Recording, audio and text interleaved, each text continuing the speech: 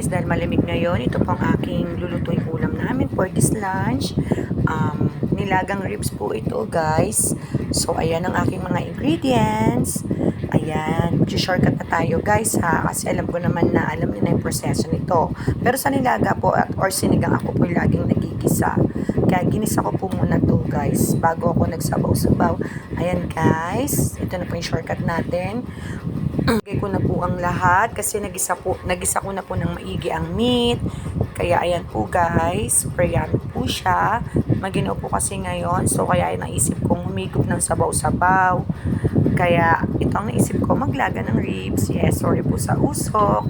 So raw vlog po kasi tayo, talagang from the talaga siya, from the stove. Ayan guys, napakasarap po niya guys. Ayan, kakain na po ako, kaya naglagay na po ako. Mas gusto ko po may sariling bowl or mangkok ako pagkakain.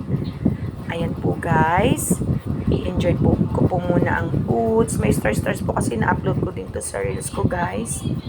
Thank you po guys sa pagnood nyo. Thank you po Lord sa pagkain ito. Love you all.